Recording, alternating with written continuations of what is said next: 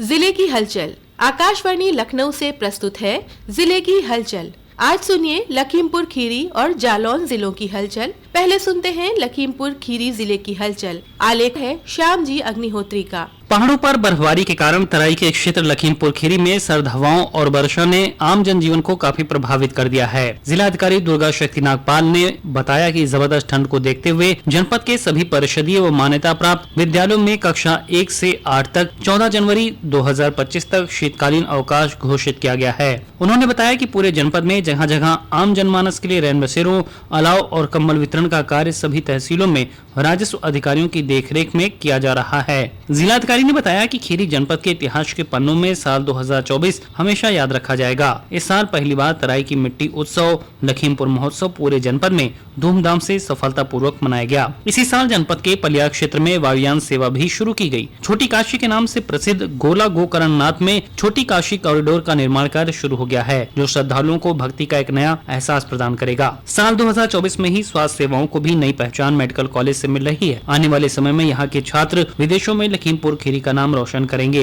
1100 कन्याओं का दुर्गाष्टमी के दिन एक साथ पूजन ऐतिहासिक क्षणों का साक्षी बना है। खीरी जनपद में 297 करोड़ से राष्ट्रीय राजमार्ग पर सेतु परियोजना को साकार रूप प्रदान किया गया। जनपद के मेडिकल कॉलेज में साल 2024 में 100 सीटें आवंटित हुई, जिसमें डॉक्टरी की पढ़ाई भी शुरू हो गई है। खीरी जनपद में शहर व ग्रामीण क्षेत्र की ज्यादातर सड़कें गड्ढा मुक्त हो गई हैं। शहर की सड़कों पर नया विद्युतीकरण शहर की सुंदरता में चार चांद लगाता दिख रहा है। जिलाधिकारी दुर्गा शक्ति नागपाल ने साल 2025 के संकल्पों के बारे में बताया कि उन्होंने नए वर्ष में 1000 परिषदीय स्कूलों विद्यालयों को अपना खेल मैदान उपलब्ध कराने का निर्णय लिया है। 205 स्कूल में वृहद तथा 765 में माध्यम आउटडोर खेल मैदान बनाए जाएंगे। 30 स्कूलों में रूफटॉप इंडोर गेमिंग जोन भी तैयार किए जाएंगे। गोला कॉरिडोर की सुविधाओं में विस्तार किया जाएगा। मेडिकल कॉलेज का बचा हुआ निर्माण कार्य भी पूरा कर लिया जाएगा। हवाई पट्टी के विस्तार कार्यक्रम में पर्यटन और व्यापार के सपनों को नई उड़ान मिलेगी। लखीमपुर डिपो को भी नया ठिकाना मिलेगा। इस कार्य को प्राथमिकता पर पूर्ण कराया जाएगा। उन्होंने कहा कि नए वर्ष पर मैं प्रार्थना करती हूं कि खीरी वासियों के सभी सपने पूरे हों,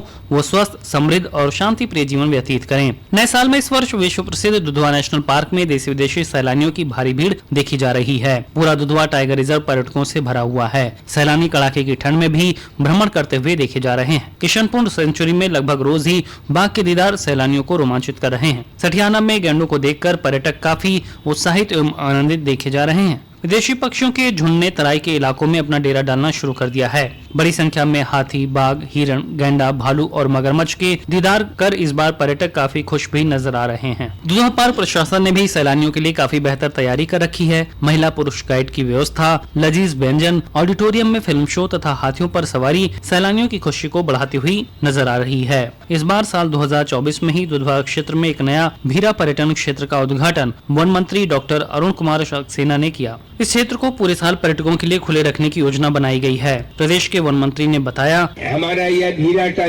पर्यटन केंद्र जो है, यहाँ सफारी खोल रहे हैं। यहाँ पर टाइगर मिलता है, हाथी मिलता है, हिरण मिलता है और जाड़े में इतनी चिड़िया आती हैं, न केवल हिंदुस्तान से बल्कि विदेशों से माइग्रेटरी बर्ड बहुत ज्यादा आते हैं। साल 2024 में पहली बार योगी सरकार के कड़े निर्देश पर अभियोजन पक्ष की सख्त पैरवी के कारण पॉक्सो केस के 72 मुकदमों का निस्तारण किया गया है। 15 मुकदमे में उम्र कैद की सजा से अपराधियों में खौफ व्याप्त है। लखीमपुर खीरी जिले की हलचल के बाद आइए सुनते हैं जालौन जिले की हलचल।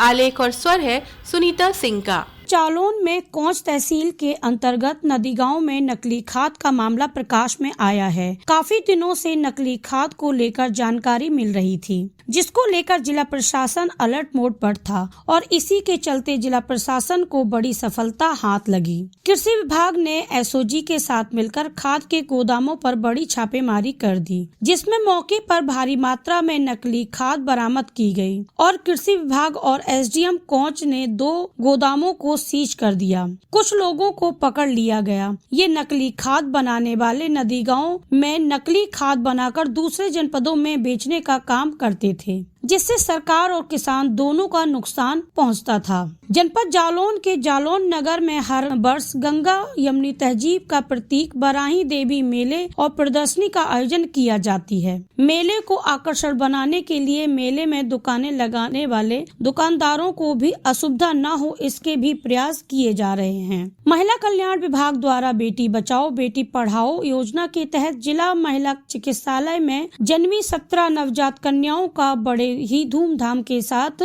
जन्मदिन मनाया गया। इस मौके पर मिठाइयां बांटी गईं और सोहर गाए गए। नवजात कन्याओं के माता पिता को प्रशंसी पत्र, मिठाइयां व बेबी किट देकर सम्मानित किया। कार्यक्रम को संबोधित करते हुए जिला प्रवेशन अधिकारी डॉक्टर अमरेंद्र कुमार पोस्तायन ने कहा कि हमें बेटियों के प्रति एक सकारात्मक माहौल का सृजन करना है तथा उनके आगमन को हर्षोल्लास के रूप में मनाना है, ताकि समाज की मान्यता की बेटियां बोझ होती हैं, इससे आगे बढ़कर समाज को हम एक नई दिशा देने में सक्षम हो सकें। सरकार की यह योजना कि हर बेटियों के जन्म को उत्सव के रूप में मनाया जाए, जिससे बेटियों के प्रति समाज में एक अच्छा भाव विकसित हुआ है। भारतीय रेड क्रॉस सोसाइटी जनपद जालौन के निर्देशानुसार प्रत्येक प्रबंधन कमेटी के सदस्यों को 5-5 टीवी मरीज गोद देकर पोषण पोटली बनाने का आदेश दिया था। इसी क्रम में प्रबंधकारिणी सदस्य ने 5 टीवी के मरीजों को गोद लेकर जिला क्षय रोग अस्पताल उरई में बुलाकर पोषण पोटली वितरण कर उनका हालचाल पूछकर उन्हें जल्द स्वस्थ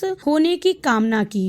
उनके साथ रेड क्रॉस सोसाइटी जालौन के चेयरमैन और जिला क्षय रोग अस्पताल उरई के वरिष्ठ उपचार टीवी आजीवन सदस्य उपस्थित रहे। पोषण पोटली वितरण कार्यक्रम प्रत्येक माह रेड क्रॉस सोसाइटी जनपद जालौन उरई द्वारा चलाए जा रहे हैं, जिससे जालौन जिला टीबी रोग से मुक्त हो सके। जितने भी टीबी मरीज हैं उनको गोद लेकर उनको पोषण पोटली वितरित करें, जिससे कि पूर्णतः उत्तर प्रदेश से टीबी मुक्त हो जाए। 26 मेंबर, उनको प्रत्येक मेंबर को 5-5 मरीज दिए गए। उनसे आगे बोला गया कि आप पोषण पोटली वितरित करें। जिले के उरई, कालपी, मांदोगढ़ तीनों विधानसभा क्षेत्रों में 9 पुलों का निर्माण कराया जाना है, जिसके लिए लगभग 15 करोड़ रुपए का बजट जारी हो गया है। उरई विधानसभा क्षेत्र में NH 25 से गोहनी नाला तक 2 करोड़ 48 लाख रुपए पुल तैयार होगा। कृषि विज्ञान केंद्र में मिलेट्स प्रसंस्करण पैकिंग सह विपणन केंद्र का भूमि पूजन बांदा कृषि एवं प्रौद्योगिकी विश्वविद्यालय बांदा के निदेशक डॉक्टर N.K. वाजपेयी ने किया, जिन्होंने कहा कि अन्य फसलों मिलेट्स से बने उत्पाद हर घर के भोजन की थाली का हिस्सा होना चाहिए, ताकि सभी लोगों को आवश्यक पोषण सरलता से मिल सके। ये था आकाशवाणी लखनऊ के क्षेत्रीय समाचार एकांश द्वारा प्रस्तुत जिले की हलचल का आज का अंक।